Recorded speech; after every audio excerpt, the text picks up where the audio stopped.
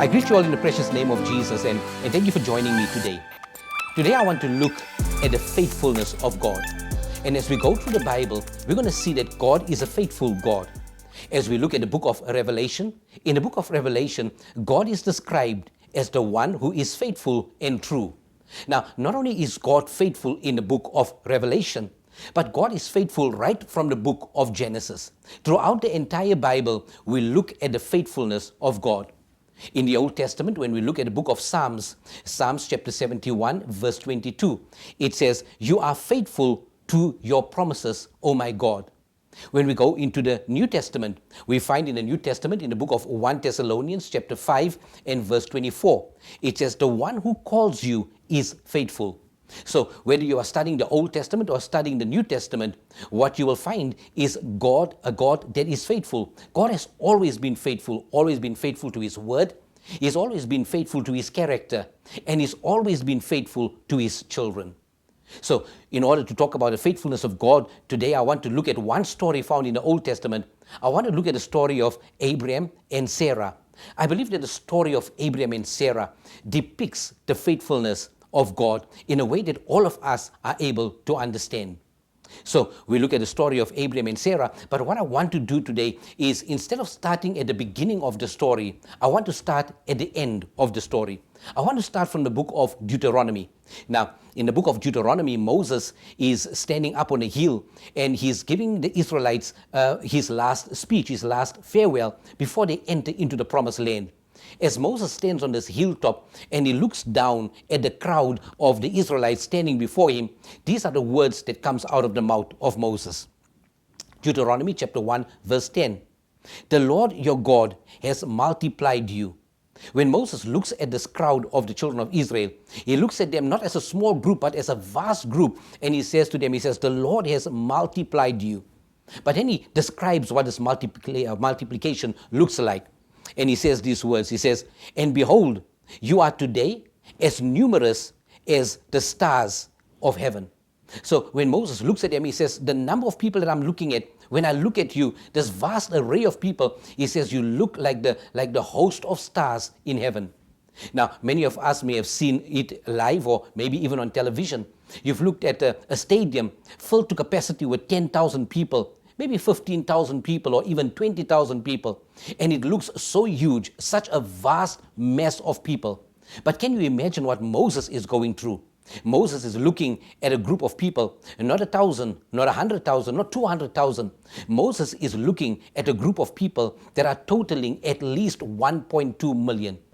But let's go to the beginning of the story. Let's start off with Abraham and Sarah. With Abraham and Sarah that are barren. And we find the story in the book of Genesis chapter 18. In Genesis chapter 18 verse 11, the Bible tells us that Abraham and Sarah are very old. It goes like this. It says, "Abraham and Sarah were very old, and Sarah was well past the age of having children." So Abraham and Sarah were old. In fact, Abraham was 99 years old, and they did not have any children. But the one thing that Abraham wanted from God, Abraham wanted a child. Now, God had blessed Abraham with many, many things, many blessings. In fact, Abraham was one of the most blessed patriarchs in the Old Testament. Abraham had many flocks and herds, and Abraham was well known and well honored. But the one thing that Abraham did not have was a child. So Abraham comes to God and he begins to converse with God because Abraham desires this child, even at this old age. Listen to what Abraham says in the book of Genesis, chapter 15, verse 2. Genesis 15, verse 2, it says, "But Abraham said, O Lord God, what will you give me? For I continue childless, and the heir of my house is Eliezer of Damascus." In verse number 3, he says to God, he says, "Behold, you have given me no offspring, and a member of my household will be my heir." So Abraham comes to God and he says, "God, all I want from you, you've blessed me in so many ways, God, but all I want from you, God, is I want a son. I want a child." And that is all that Abraham wants. You see, Abraham does not want to die without leaving a legacy. He does not want to die without leaving a lineage. He does not want to die without leaving a son that will bear his name. So all that Abraham is asking of God is, "God, give me a son. God, give me one son." But we know the God that we serve. The God that we serve is a God of abundance. The God that we serve is a God that is all powerful. The God that we serve is a God that is mighty, and a God that is resourceful, and a God that is sovereign. So instead of giving Abraham one son, God will really, really surprise Abraham. And the Bible tells us that God speaks these words to Abraham, found in the book of Genesis chapter 15 and verse number 5. And God brought Abraham outside and said, "Look towards the heaven, the number of stars. If you are able to number them, then he said to him, so will your offspring be." So God says to Abraham, "Abraham, you want a son, but I will give you descendants that are so numerous, they will be like the stars in the heaven." Isn't that what Moses just said when he looked at the children of Israel? He said, "You are so many that you look like the stars in the heaven." Now this was a promise that God made to Abraham. And God made this promise to Abraham when Abraham was 99 years old. God made this promise to Abraham when Abraham was at this old age, when the Bible says that Sarah was past her childbearing age. And all that Abraham wanted one child, but God says, "I'm going to give you descendants that are as numerous as the stars in the heaven." You see, that is the God that we serve. The God that we serve is able to give us in abundance. The Bible even tells us, it says God is able to give you in abundance, pressed down, shaken together, and running over. So Abraham is now excited about this promise, because Abraham knows that he serves a God of miracles and a God of the impossible. But Sarah, on the other hand, Sarah is really thinking twice.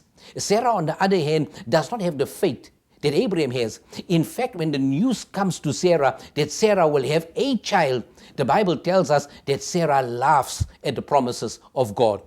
We find that in the book of Genesis chapter 18 verse 12. In 18 verse 12 it says, "So Sarah laughed to herself, saying, 'After I am worn out and my Lord is old, shall I have pleasure?'" So Sarah doubts that God can do this miracle. Sarah doubts that the words of God are faithful. Sarah doubts not just in the words of God, but here is the problem. Sarah doubts the very character and the nature and the integrity of God. And because of this, the Bible tells us in the book of Genesis that Sarah tries to devise her own plan. And I think sometimes that is what we do. Sometimes we know the promises of God for our life. We know that God has a great plan for our life, and we know the promises that God has for us. But sometimes as the promise of God lingers on, sometimes we become impatient and we try to help God by trying to bring our own plans to the front. And this is what Sarah does. She takes her servant, Hagar, and she gives her servant to Sarah. And we know that the child from this illicit affair is Ishmael, and Ishmael is born. Ishmael will then become a headache to Abraham, to Sarah, and even to their descendants, because that was not the plan and the will of God. The plan and the will of God was to do a miracle for Abraham and Sarah. So the Bible goes on in the book of Genesis chapter 21. In Genesis 21, we find that Abraham and Sarah goes together, and Sarah is pregnant now. She gives birth to a son, and her son's name is Isaac. So here is Isaac, the son of the promise. So Isaac has two sons. Isaac has a son called Esau and a son called Jacob. Now, Esau and Jacob has some falling away, and Esau goes his way and Jacob goes his way. Now, when Jacob goes away from Esau, Jacob goes to a place of loneliness and despair and uncertainty. But at that very moment in his life, Jacob has an encounter with God. And when he has this encounter with God, God changes his name from Jacob to Israel. So now he's no more known as Jacob. He is now known as Israel, God's new name for him. So Israel has 12 sons. These 12 sons of Israel will become the 12 tribes of Israel. And these 12 tribes of Israel, these are the ones that went into Egypt, into slavery, and then God delivered them by the mighty hand of Moses, and God brought them out of Egypt.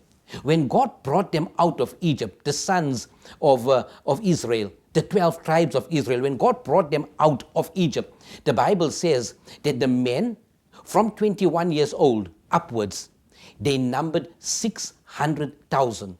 That was just the men from 21 years old upwards, 600,000. That is not including the women and all of the children. So Bible scholars tell us that it could have been at least 1.2 million Israelites that left Egypt. Can you imagine that 1.2 million Israelites that left Egypt? 1.2 million Israelites that at this time, when the book of Deuteronomy was written, at this time, 1.2 million were standing in front of Moses. And Moses looks at them, and what does Moses say? Moses says, God has multiplied you. And God says these words that were, or Moses says these words that were spoken by God already in the book of Genesis. Moses says these words, you are today as numerous as the stars of the heavens. Now, didn't God make that promise to Abraham in the book of Genesis? And we find now in the book of Deuteronomy at the end of the Torah, at the end of the 5 books of Moses, we find now that this has come to pass, that God made them so numerous that they were like the stars in the heaven. Now, when we look at the story of Abraham and Sarah, not only are we seeing a miracle that God has done, but what we are looking at is we are looking at the character of God. We are looking at the integrity of God's character. God is faithful. I want you to know this, no matter what your circumstances are, know that God is always faithful. Moses says these words in the book of Numbers, talking about the faithfulness of God and the unchangingness of God. Moses says these words, Numbers chapter 23 and verse 19. Moses says, God is not a human that he should lie. He is not a human being that he should change his mind. Does he speak and then not act? Does he promise and not fulfill? In these words, Moses is telling us that God is always faithful. When we look at the story of Abraham and Sarah, and we look at this passage of scripture in the book of Numbers, then there are 4 things that we can learn about the nature and the character of God. The first thing we learn is that God does not lie. So whatever promises are written in his word, they are true and they are foundational and they will come to pass. So God does not lie, number 1. Number 2, God does not change his mind. Many things around us will change. Our society will change, our economy will change, our politics will change, our friends will even change. But God never changes. And God will never change his mind. The plan that God has for you will come to pass. The third thing that we learn about God is that God always keeps his promise. God is a covenant-keeping God. God will never forsake his promises.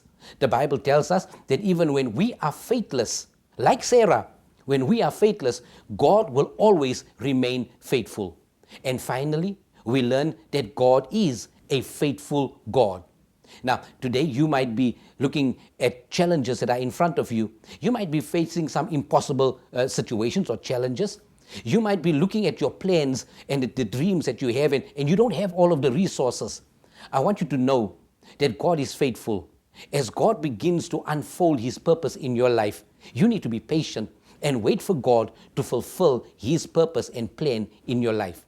The book of Jeremiah chapter 29, it says, I know the plans I have for you, says the Lord, plans of good and not of evil.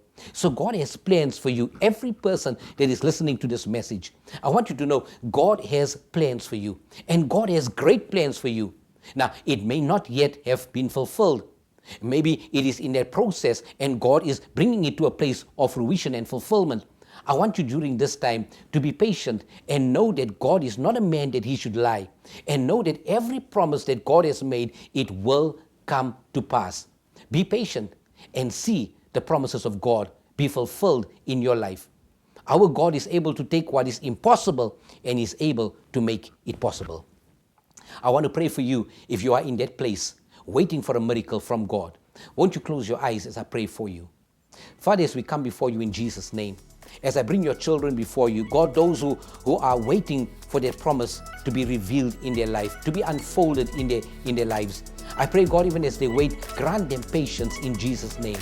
And Heavenly Father, even as you grant them patience, grant them, Father God, faith and hope to know that you are God who will always come through. You are God that is faithful, and you are God that will do miracles, a God that will do the impossible in their lives. I ask in Jesus' name. Amen. Church, God is faithful. He will never leave us, and he will never forsake us. He will never leave us stranded. He will never abandon us. Whatever God has promised, it must come to pass. May you be blessed until we meet again.